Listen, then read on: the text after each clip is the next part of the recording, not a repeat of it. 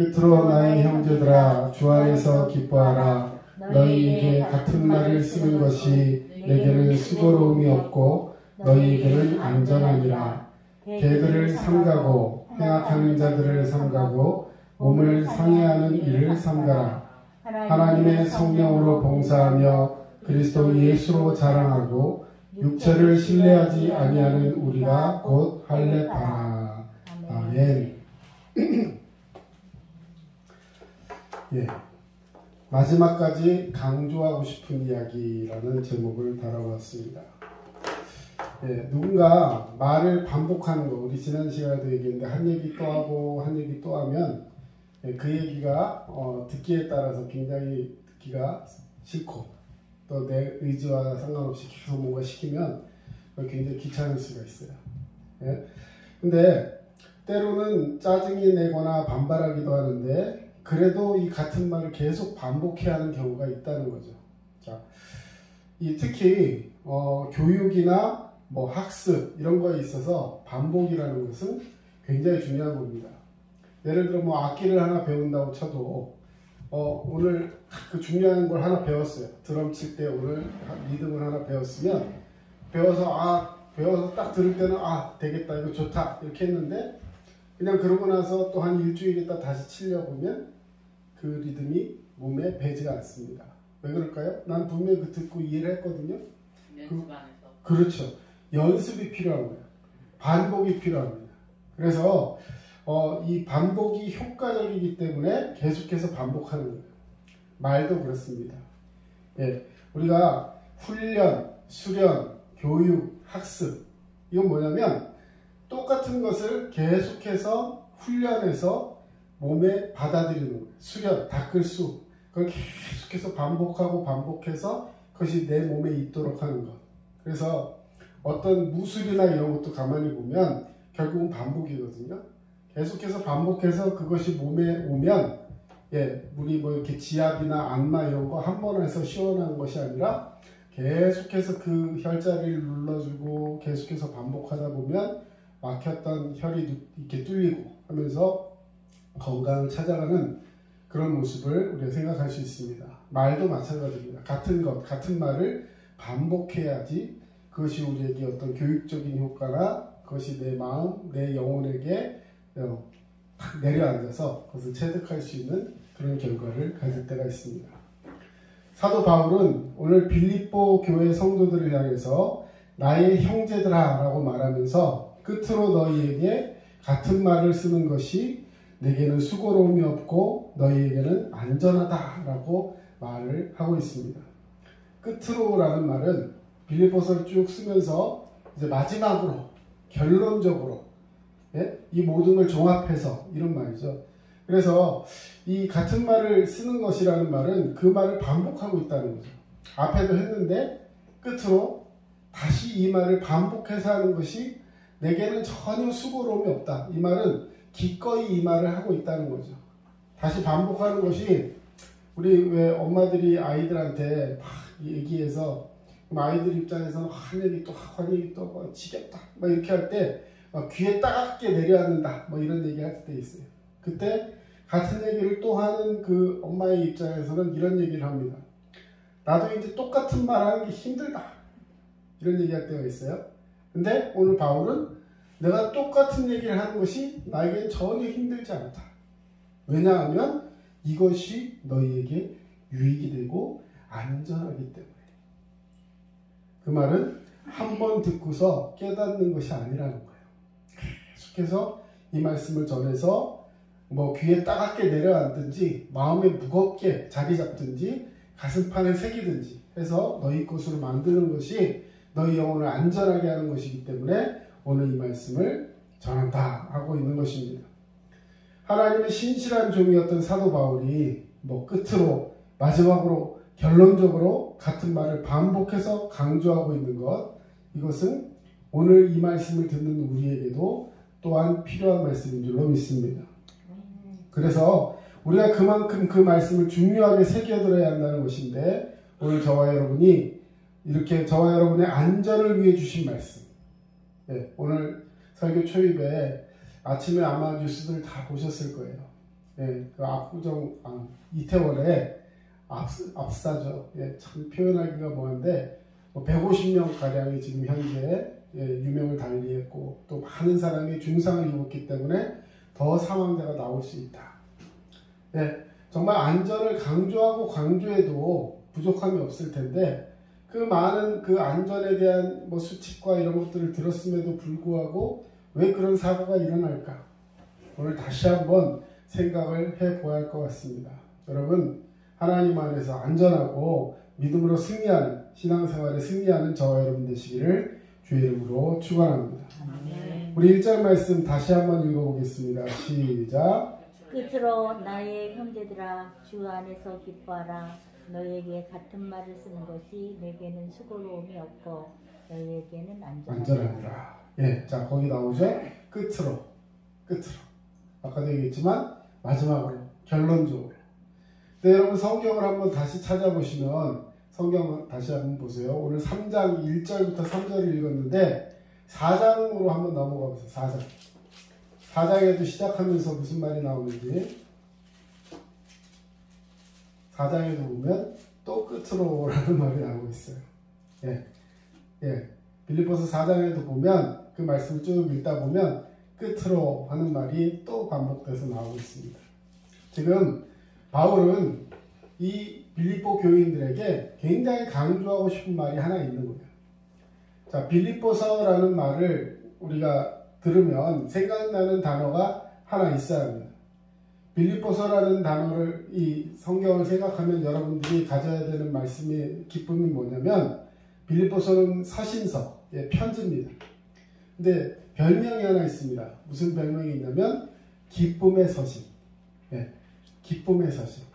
근데 빌립보서가 어디서 쓰여졌는지를 아시면 여러분들 좀 의아해할 수 있어요. 빌립보서는 감옥에서, 바울이 감옥에 갇혀가지고 편지를 쓴 거예요. 그래서 바울이 감옥에 갇혀서 아무것도 제대로 활동할 수 없는 상태. 몸도 갇혀있고 마음도 눌려있고 사람들에게 핍박을 받고 하는 그런 상태에 있으면서 빌립보 교인들을 향해서 편지를 쓰는 것입니다. 자, 오늘 빌립보서 3장 1절에서 3절 말씀을 우리가 이야기하고 있는데요. 자, 오늘 제목 다시 한번 우리 한번 볼까요? 제목.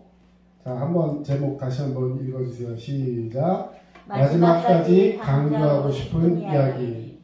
자, 이 빌립보서가 어디서 쓰여졌다고요? 감옥에서. 누가? 바울이 감옥에 갇혔어요.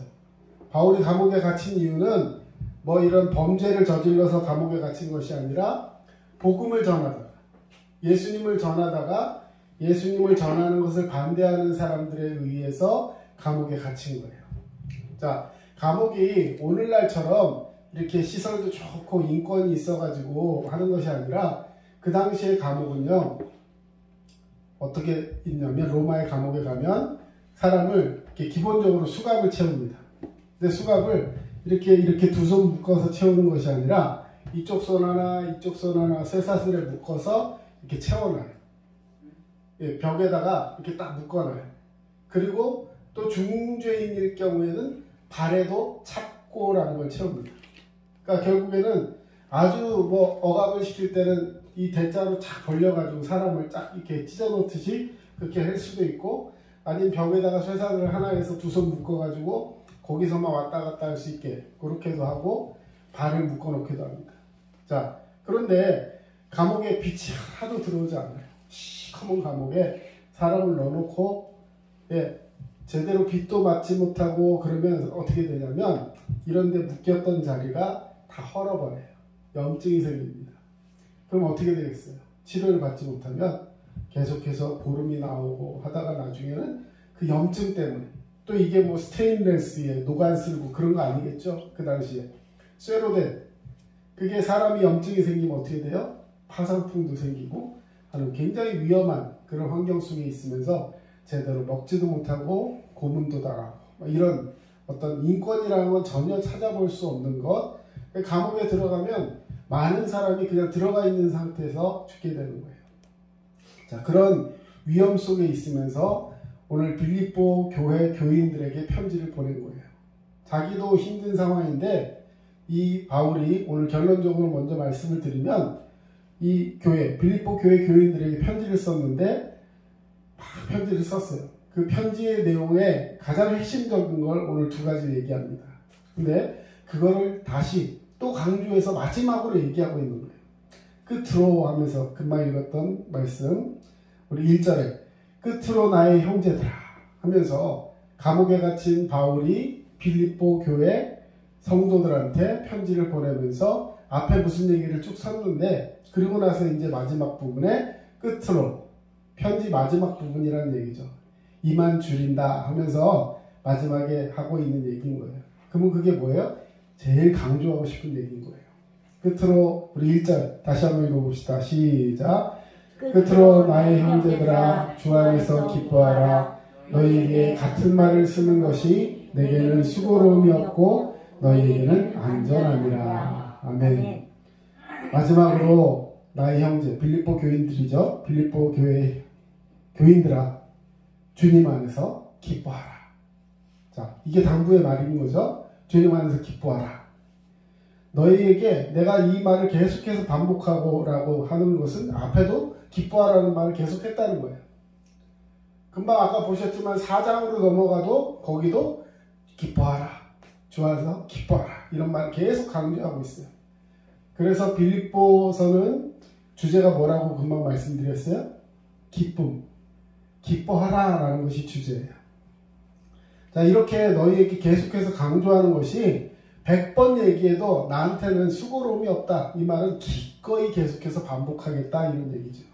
그러면서 왜 그렇게 하냐면 그렇게 하는 것이 너희의 신앙과 너희의 삶에 안전을 줄 수 있는 굉장히 중요한 말이기 때문에 이 말을 계속해서 반복한다는 것입니다. 여러분 오늘 두 가지 주제를 얘기할 겁니다. 여러분이 주님 안에서 안전한 믿음 생활을 하기 위해서 꼭 가져야 될 마음 두 가지. 첫 번째, 주님 안에서 기뻐하시기 바랍니다. 여러분 주님 안에서 기뻐하라는 거예요. 예, 아까도 우리 설교 초입에 같이 얘기하면서 안타까운 마음을 전했지만 오늘 아침에 아마 뉴스들 다 보셨을 거예요. 지금 한국 땅에 난리가 났습니다. 예, 지금 거의 150명 이제 더 육박한 사람이 죽었고 많은 사람이 지금 고통당하고 있습니다. 한 골목 5m짜리 폭에 40m짜리 골목 안에 사람이 몇 명이라 하더라? 거의 10,000명이 들어가서 예? 서로 밀고 땡기고 하다가 한 사람 넘어지니까 거기 엎어지고 해가지고 들어갈 수가 없는 상황. 누가 뭐 구하러 들어갈 수도 없는 그런 상황이 생겨가지고 그 안에서 사람들이 이렇게 꺼내는 데만도 몇 시간이 걸렸대요. 그러다 보니까 당연히 응급하는 그런 시간이 늦어졌고 결과적으로 이런 참사가 일어났습니다. 여러분 물론 그 사람들이 거기에 죽으러 갔을까요? 그런 생각을 하는 사람은 아마 한 사람도 없을 겁니다. 예? 그리고 오늘 아침에 그 뉴스를 계속 이렇게 집중적으로 보는데 그 해설해주는 그 어떤 전문가가 그런 얘기를 하더라고요. 이 사건의 경우에는 책임질 사람이 없을 것이다. 왜냐하면 어느 경기장 들어갔다가 시설이 부족해서 무너져가지고 죽었으면 그 경기장 책임이지만 그건 그냥 골목이에요. 골목. 그리고 거의 뭐 소상공인들 한 사람 한 사람이 그 골목이 위험하다고 안전요원을 할 수도 없는 상황입니다. 정부에서 거기다 사람 밀어넣은 것도 아니에요. 근데 결국에는 그 사람들이 거기 왜 갔을까요? 기뻐하려고 갔어요. 그렇죠? 무엇의 이름으로? 문화라는 이름으로. 여러분 근데 정말 조심해야 될 게 있어요. 문화인데 하나의 문화가 됐어요. 이제는 어떤 의미에서는 크리스마스보다 할로윈이 훨씬 더 큰 축제가 되고 가고 있습니다. 실제적으로 애들도 크리스마스 날은 이렇게 뭉쳐서 돌아다니면서 안 놀아요. 그렇죠? 그렇다고 교회 오는 것도 아닌데 자 그런데 할로윈이라는 이름 아까 예배 오는데 어떤 학생이 그러더라고. 어제가 할로윈도 아니었는데 왜 그러죠? 주말이잖아요. 그죠? 결국은 뭐예요? 기뻐하려고, 놀려고, 재밌으려고, 사람 구경하려고. 그렇게 모였어요. 그런데 물론 그 기뻐하는 것, 세상적으로 노는 것 이런 것들을 우리가 물론 다 뭐 나쁘다 경계할 수는 없어요. 예, 기쁨도 그런 쾌락도 있겠죠. 하지만 우리가 추구해야 하는 기쁨이 뭐냐는 거예요. 주 안에서 기뻐해야 합니다. 아멘. 물론 교회에서 어떤 이런 기독교 단체에서 문화행사를 하고 하다가도 안전사고는 일어날 수 있어요. 그러나 중요한 것은 뭐냐면 내가 추구하는 것, 내가 궁극적으로 가져야 되는 마음이 뭐냐는 것입니다. 여러분, 우리가 무엇을 기뻐해야 하냐라고 했을 때 정말 나의 기쁨은 오직 예수. 아멘. 여러분, 그런 기본적인 마음을 가지고 주님 안에서 기뻐하고 주님 안에서 사람을 만나고 주님 안에서 자녀를 양육하고 주님 안에서 교제하고 이런 어떤 기본적인 마인드와 그런 어떤 문화적인 가치를 창출하려고 하는 마음들이 있을 때 우리가 주님 안에서 더 기쁨을 누릴 수 있는 것입니다. 아멘. 이것을 바울은 벌써 거의 2000년 전에 우리에게 강조하고 있는 것이에요. 왜? 그 당시에도 사람들은 예수를 믿노라 하면서 세상 문화에 젖어 있을 수밖에 없었다는 거예요. 여러분, 이거는 비단 오늘의 문제가 아닙니다. 이 세상에 사람이 있는 한, 그리고 하나님을 믿노라 하면서도 여전히 우상을 숭배하고 있는 이 세상을 살아가고 있는 이 세상 가운데 있는 모든 사람들이 노출되어 있는 위험이라는 거예요. 그래서 오죽하면 하나님께서 우리에게 십계명을 주실 때 나 외에 다른 신을 섬기지 말라라고 말씀하신 거예요. 자, 오늘 빌립보서 무슨 서신이라고 말씀드렸습니까? 예, 기쁨의 서신. 기쁨의 서신이라고 일컫는 이 빌립보서 옥중서신이다 말씀드렸어요. 자, 근데 이 빌립보서에 기쁨이라는 단어가 16번이나 나옵니다. 감옥에 갇혀가지고 아까 말씀드렸듯이 수갑을 차고 발에 착고를 차고 제대로 먹지도 못하고 빛도 보지 못하는 그런 상황 속에 있는 바울이 고난과 위험에 처해 있으면서도 그렇게 어렵고 힘든 상황 가운데 있으면서도 결코 불안해하거나 두려워하지 않았다는 거예요. 여러분, 우리를 불안하고 두려움에 가두는 것은 나를 가두는 어려움이 아닙니다. 그 안에 예수가 없을 때, 그 안에 주님이 주시는 그 평안을 가지고 믿음 안에 살지 못하면 아무리 좋고 아무리 안락한 삶을 살고 있을지라도 불안해하고 어려울 수밖에 없어요. 그러나 정말 자신이 이 모든 상황 속에서도 기쁨의 생활을 하고 있기 때문에 빌립보 교회 교인들에게 바울은 확신 있게 얘기할 수 있었어요. 끝으로 나의 형제들아, 주 안에서 기뻐하라. 여러분, 그는 여러 가지 어려움을 당하고 있었지만 주 안에서 기뻐하라고 강조하고 있습니다. 그리고 주 안에서라는 말은 주님과의 연합한 안에서라는 뜻이에요. 주님을 꼭 붙드시기 바랍니다. 아멘. 예, 우리 옆에 분 한번 손 한번 잡으시고 주님 안에서 기뻐합시다. 주님 안에서 기뻐합시다요. 예, 사도 바울이 감옥에서도 기뻐하며 고난당하는 성도들에게 역으로 기뻐하라고 같은 말을 계속 반복할 수 있었던 것은 주님 안에 있었기 때문에 그래요. 아멘. 주님 안에 연합하고 있었기 때문에 그렇습니다. 여러분, 성도들의 기쁨은 하나님의 전적인 은혜로만 가능하게 된다는 것을 꼭 믿으시길 바랍니다. 네. 자녀를 위해 하루에 한 번씩 꼭 기도해 주세요. 애가 안 해 막 이렇게 얘기하면요, 아이가 절대로 안 한다는 소리 못하고 순응하며 기도를 할 수 있는 딱 그때가 있어요. 그때 언제냐? 꼭 잠에 빠져 있을 때, 잠자고 있을 때 머리 손을 얹으세요. 그리고 축복해 주세요. 우리 아이가 주님과 연합하게 해주세요. 주님 안에 있게 해주세요. 다른 거 물론 뭐 공부도 잘하고 나중에 커서 연애도 잘하고, 예? 사람도 잘 만나고 좋은 사람 되는 거 좋겠죠. 필요합니다. 꼭 그런 것도 해주세요. 그러나 무엇보다 더 중요한 것이 있는데 그게 뭐냐면 주님 안에 있게 해주세요. 여러분, 주님 밖에 있다는 것이 얼마나 아프고 얼마나 안타깝고 서러운 것인지 계속해서 말씀드렸어요. 예, 주님과 함께하지 않으면 성경에 많은 예가 나오죠. 자, 예, 하나님과 함께하지 않고 주인의 마음에 들지 않고 결국 제 마음대로 했던 그 종들 어떻게 됐어요? 주인의 잔치에 참여하지 못합니다. 그래서 다른 사람들 다 주님 안에서 기뻐하고 행복하고 멋지고 평안하고 사랑스러운 그 잔치를 벌이고 서로 아이 컨택 해가면서 막 좋다고 막 그러고 웃고 있을 때 그곳에서 내어 쫓겨 바깥 어두운 데 내어 쫓겨 슬피 울며 뭐를 갈았다고요? 이를 갈미 있으리라. 여러분 그 상황을 한번 상상을 해보세요. 슬피 울며 이를 갈아요. 그거는 내가 잘못해서 안타까워요. 나도 들어가고 싶었는데 정말 주인님 죄송해요 라는 상황이 아니에요. 응? 이를 갈면서 하면서 그 안에 있는 사람들 다 저주하면서 결국은 그 공동체에서는 영원히 들어갈 수가 없는, 혹시라도 들어가 있어도 이를 갈다 거기 들어가면 거기서 뭐하고 있겠어요. 어떤 분이 그런 얘기를 하더라고요. 천국에 들어갈 수 없는 사람이 혹시라도 들어가면 거기서 살 수가 없대요. 자기랑 안 맞아서. 네.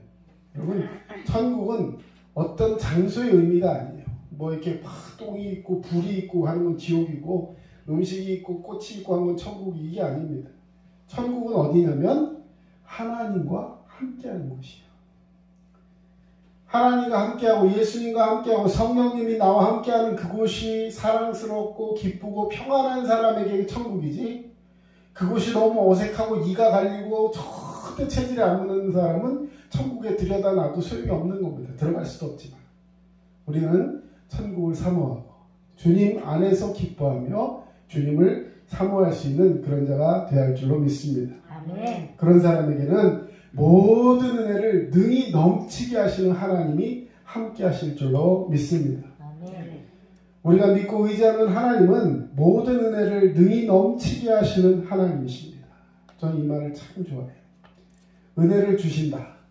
오늘도 기도했지만 모든 성도들이 주님 안에서 잘 되게 해주세요. 우리 전진성 학생이 기도했는데, 자, 여러분 그냥 보통으로 잘 되는 게 아니라 어떻게 해주신다고요?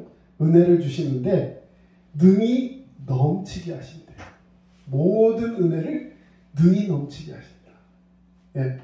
하나님께서 우리에게 주신 은혜가 넘친대요. 그럼 은혜가 넘치면 어떻게 될까요? 향기가 이 병 안에 탁 가둬 있을 때는 그 향기가 있는지 없는지 잘 몰라요. 그런데 이 향기가 차고 흘러 넘쳐서 막 줄줄줄줄 흘러나가면, 예, 제가 향수를 잘 모르지만 뭐 샤넬, 뭐 넘버 뭐 파이브나 뭐 그런 거 있더라고요. 예, 예를 들어 그 향수가 요만한 거 한 병에 굉장히 비쌀 텐데 그게 뭐 어떻게 예를 들어 실수로든지 탁 엎어가지고 확 한번 넘쳤다고 생각을 해보세요. 온 집안에 그 냄새 감출 수 있을까요? 아마 닦으면 닦는 대로 걸레가 갑자기 향기 나는 수건이 되고, 예, 온 집안에 그 향기가 진동을 할 거예요. 아무도 가둘 수가 없어요. 예, 모든 은혜를 능히 넘치게 하시는 하나님, 그 하나님이 저와 여러분의 하나님이신 줄로 믿습니다. 아멘. 그 하나님과 연합하게 되었기 때문에 사도 바울은 감옥 속에서도 기뻐할 수 있었어요.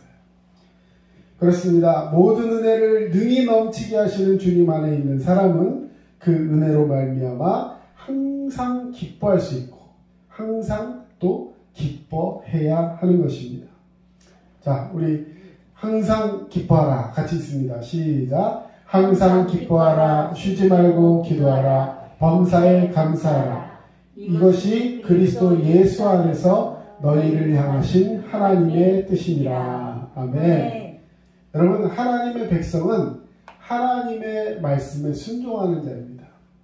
근데 하나님 말씀에 순종하는 거 어렵지 않아요? 여러분, 하나님 말씀에 순종하는 게 뭐냐면 내가 하나님이 뭘 기뻐하실까 생각하면서 뭔가를 막 하는 게 아니에요. 자, 이런 생각을 가지고 있으면 어떻게 되냐면 하나님이 뭘 기뻐하실지 모르는데 뭔가 막 해야 되잖아요.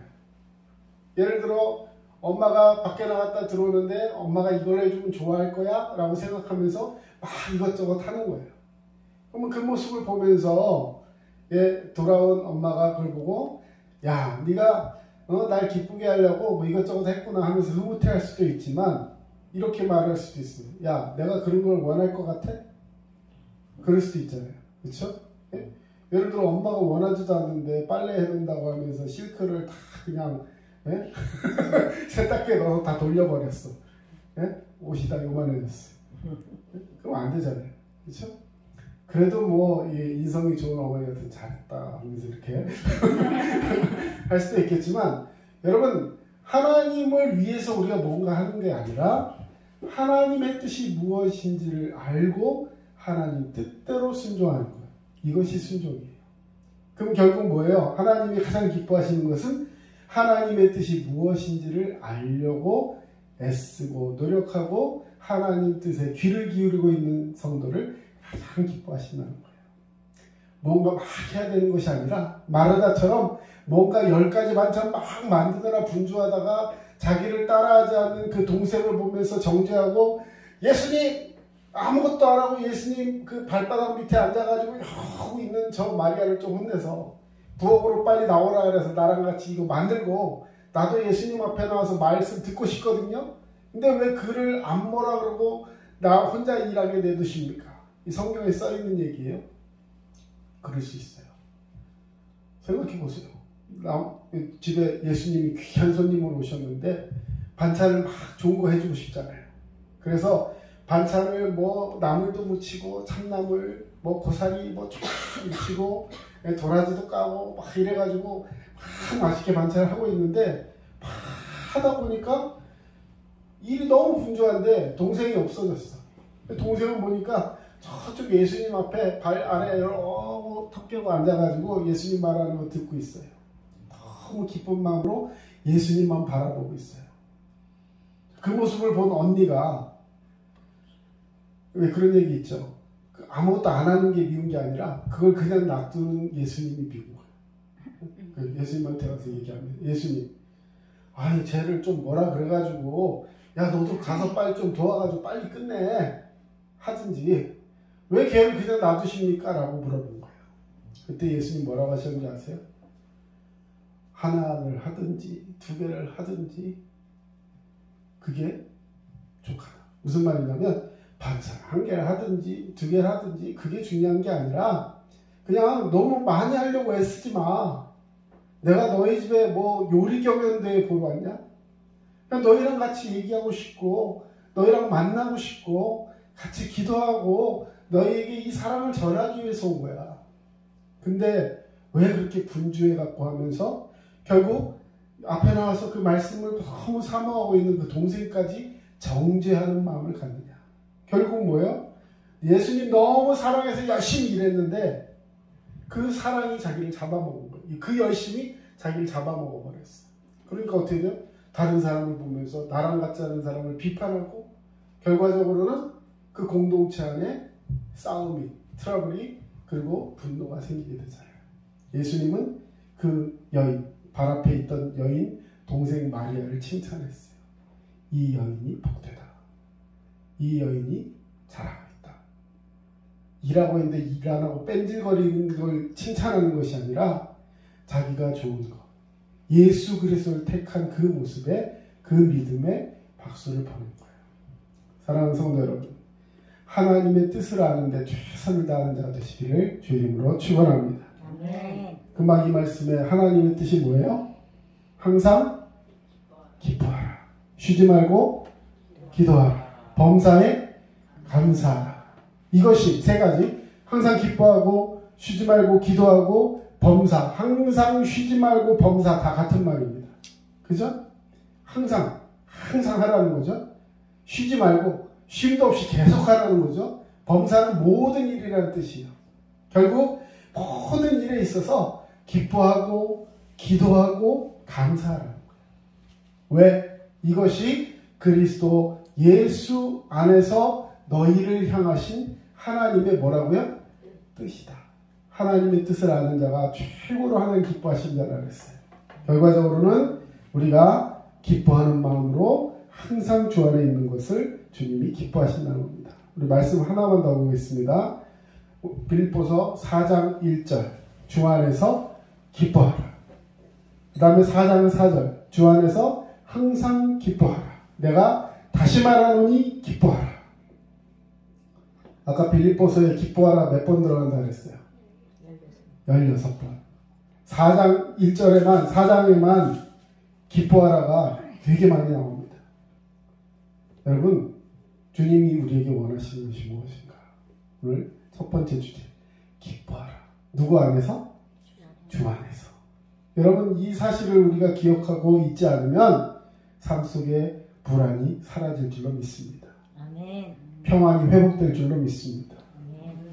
보면서 비교하고 분노하고 짜증내하는 그 모습이 이제 바뀌어져서 아, 저 사람도 하나님이 기뻐하는 사람이야 라고 축복하며 함께 나아갈 수 있는 사랑을 갖게 될 것입니다. 사랑하는 성도 여러분, 예수님을 여러분의 소망이요 기쁨이요 능력으로 삼으시고 진정한 가치를 세상이 아니라 저 하늘 천국에 둘 수 있는 그런 천국의 면류관을 사모하는 자가 되어야 할 줄로 믿습니다. 아멘. 여러분 제가 유튜브 이렇게 그 뭐라 그러죠? 쇼트?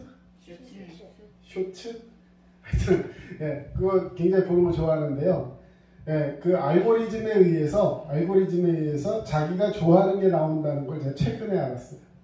예, 자기가 좋아하는 게 나와요. 근데 제 쇼츠를 이렇게 자꾸 보다 보면 이렇게 말씀도 요즘은 1분 말씀 해가지고요. 목사님들이 쇼츠를 이렇게 올리더라고요. 저도 한번 해보려고 했는데 쉽지 않더라고요. 예, 근데 그 중에 어떤 목사님이 한 얘기가 굉장히 마음에 와닿았어요. 그분이 하시는 얘기가 요즘은 어플로 성경 보는 어플 많잖아요.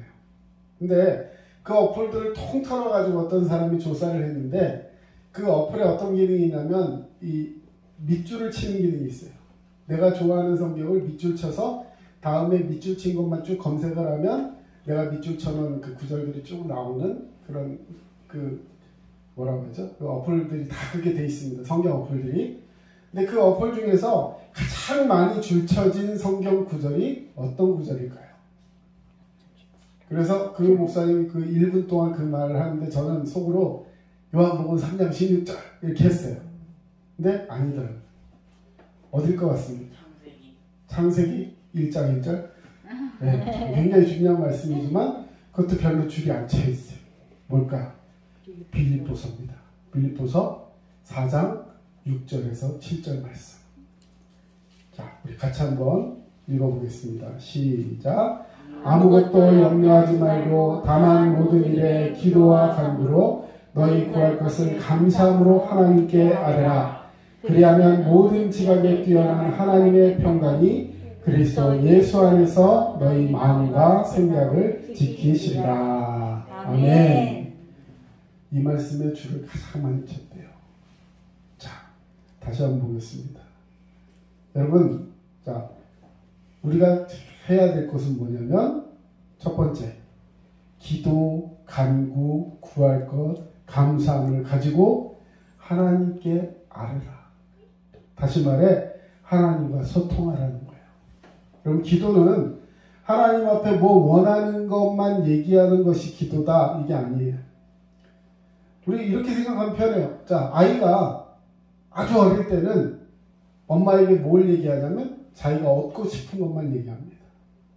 그렇죠? 엄마 사탕, 엄마 밥, 장난감. 엄마도 얘기 안 해. 뭐 장난감, 물, 밥 이렇게 얘기하다가 마트에 딱 가면 어떻게 해요? 엄마 주주. 네, 근데 그걸 그대로 놔두면 애가 나중에 아주 희한해지죠. 네, 그래서 요즘은 TV에서 어떻게 하라라고 또 이제 근쪽 이에 대해서 얘기를 많이 해주고 하는데, 네? 자, 여러분 제일 중요한 건 뭐냐면 원하는 것만 얘기하면 원하는 걸 들어주면 그 아이가 해결되느냐? 안 돼요. 결과적으로는 뭘 해야 돼요? 네? 딱 붙잡아 놓고 기다려. 그래서 이제 얘기를 합니다. 얘기를. 그러다가 소통이 되면 그 아이와 엄마, 그 아빠와 그 아이, 아내와 부모가 소통이 되면 그 다음부터는 얘기가 풀려요. 아, 그랬구나 하면서 소통이 되기 시작하면 진정한 대화가 시작할 수 있는 것이죠. 여러분, 기도는 하나님과의 대화입니다. 물론 아주 어릴 때는요, 하나님은 왜 그런 수준의 기도밖에 할 수 없는 우리를 아셔요. 그렇기 때문에 뭔가 달라고 하면 잘 주십니다. 그런데 그 단계가 조금 지나가고 나면 기도를 했는데도 응답이 잘 안 되는 경우들이 있어요. 그러면 하나님이 나를 멀리 하시느냐? 아니에요. 하나님은 우리와 대화하고 싶어 하십니다. 그럼 대화의 방법이 뭐냐? 아무것도 염려하지 말고. 염려가 생겨요? 안 생겨요? 염려가 안 생기면 정말 행복하겠는데, 정말 행복한 사람인데, 네. 그렇지 않고 의심이 많은 이 목사님 같은 사람이나 어른들은 자꾸 마음속에 염려가 생겨요. 기도해놓고도 염려가 생기고, 네. 목사님이 염려하지 말라고 하는데도 자꾸 마음에 걱정이 생기고, 금방 됩니다 했는데도 저희가 될까? 이러고, 네. 자꾸 염려가 생겨요. 그러면 염려 없어져라 이러고 있어야 되는 것이 아니라, 다만 모든 일에 기도와 간구로 감사함으로 아뢰어야 돼요. 계속해서 하나님 앞에 아뢰는 거예요. 염려가 생기면 그 염려도 주님 사라지게 해주세요. 계속해서 기도하다 보면, 그리하면 모든 지각에 뛰어난 하나님, 자, 모든 지각, 우리의 생각과 우리의 감각과 우리의 모든 그 영적인 그 필링들을 뛰어넘으시는 뛰어난 하나님의 뭐가 우리에게 나타나요? 하나님의 평강이 생긴다는 거예요. 언제? 염려 다 있음에도 불구하고 내려놓고 하나님 앞에 감사함으로 기도하고 또 기도하고 또 기도하고 또 기도하는 그 사람에게, 그러다 보면 하나님의 평강이 들어오게 되는 거예요. 그래서 그리스도 예수 안에서 어떻게 된다고요? 기도 제목이 이루어진다고 써 있습니까? 내 마음과 생각을 지켜주신대요. 그러면 감옥 속에서 수갑을 차고 있어도, 햇빛도 들어오지 않는 곳에서 죽어가고 있어도 마음에 기쁨이 생겨요. 그리고 다른 사람들을 위해 기도하면서 끝으로 나의 형제들아 주 안에서 기뻐하라. 여러분, 이거는 그냥 목사이기 때문에, 사역자이기 때문에 나는 힘든데 그냥 이렇게 얘기하고 있는 게 아니에요. 정말로 기쁘기 때문에 너희도 이 기쁨을 누리라고 이야기하고 있는 것입니다. 자, 두 번째 짧게 이야기하겠습니다. 참된 할례를 받으라. 이 당시 교인들이 유대인이면서 기독교인으로 이제 말하자면 변화가 된 거예요. 근데 유대인들은 다 뭘 하냐면, 남자들이 어릴 때 태어나서 얼마 안 됐을 때 하나님 앞에 선택받은 사람이라고 해서 구별되어야 된다. 할례를 받았어요. 오늘날로 치면 비뇨기과에서 남자들 표피를 잘라내는 그 수술 비슷한 걸 했는데 의미는 완전히 달라요. 우리 지금 하는 그 수술은 위생을 위해서 하는 것이지만 이 당시에는 하나님의 백성임을 나타내기 위해서 이 커팅을 하는 거예요. 그렇기 때문에 이것이 하나의 고질적인 병폐가 됩니다. 뭐냐? 그 표피를 잘라내고 할례를 하면 내가 구원받았다라고 생각을 하는 거예요. 그런데 자, 이방인들은 할례를 할까요? 안 할까요? 안 했어요. 왜? 그들의 기독교 문화에 그것이 없었기 때문에. 그러니까 뭐 어떻게 생각하느냐? 너는 할례를 안 받았기 때문에 구원받지 못해. 나는 할례를 받았기 때문에 구원받아. 전혀 말씀과 상관이 없는 데거든요. 구원은 예수 그리스도를 믿음으로 받게 되는 줄로 믿습니다. 아멘. 구원받은 성도는 할례를 하는 거예요. 근데 그 할례를 표피에다 하지 말고 마음에 하라는 거예요. 나는 이제 구별되었다. 이게 마음의 할례예요. 몸에다가 해를 끼치지 말라는 겁니다. 자, 2절. 개를 삼가고 행악자들을 삼가고 몸을 상해하는 일들을 삼가하라. 무슨 말이냐? 집에 개 키우지 말라는 얘기가 아니라, 개는 뭐냐면 이단, 하나님의 말씀을 배도하는 자, 예수 그리스도를 거부하는 자, 그러면서 교회 안에 들어와서 교회를 흐트리는 그 이단들, 이런 사람들을 이야기하는 거예요. 악을 행하는 해악자들을 삼가하고 그런 율법주의, 거짓교사, 걔들, 행악자들, 몸을 상하게 하는 것 이런 것들을 삼가하는 것입니다. 몸을 상하게 하는 거 아까도 말했지만 표피만 잘라서 구별됐다고 생각하는 그런 손할례당 한자까지 써놨는데 이렇게 던다는 거 손해본다 할 때 손자예요. 결국은 그거 이렇게 잘라내가지고 할례를 받아야 구원받는다고 생각하는 그 유대인의 무리를 손할례당이라고 하는 것입니다. 이게 잘못됐다는 거예요. 이것들을 막 지적하면서 그 당시에 있었던 그 율법주의 거짓 교사들에 대해 경계하면서 정말로 우리가 해야 되는 것은 성령으로 이런 사람들은 안 되고 오늘 마지막 참 할례는 뭐냐면 참된 할례를 받는 사람은 하나님의 성령으로 봉사하며 예배 드리는 사람이라는 거예요. 여러분 예수를 믿고 주님 안에서 그 은혜 받은 사람은요 예배가 회복될 줄로 믿습니다. 아멘. 그리고 교회 와서 봉사하게 돼요. 부족한 부분이 어디 있나? 내가 뭘 하면 좋을까? 꼭 교회를 돌아보게 되고 함께 하게 됩니다. 또 그리스도 예수를 자랑하게 돼요. 육체를 신뢰하는 자가 아니라 예수를 사랑하게 됩니다. 이것이 믿음 안에 있는 사람의 모습이라는 거예요. 이제 오늘 3절, 본문 3절 마지막으로 읽고 마치는데요. 3절 말씀 우리 같이 한번 읽겠습니다. 시작. 하나님의 성령으로 봉사하며 그리스도 예수로 자랑하고 육체를 신뢰하지 아니하는 우리가 곧 할례하라. 육체를 탁 표피를 베고 난 구원받았다고는 그 사람들이 할례를 받은 게 아니라 성령으로 봉사하고 예수 그리스도를 자랑하고 육체를 신뢰하지 않는다는 것은 세상의 것에 속하여 있지 않고 주님을 기뻐하며 주 안에서 자랑하며 주 안에서 기도하며 주님만을 감사하는 자가 바로 하나님이 기뻐하시는 사람이라는 것입니다.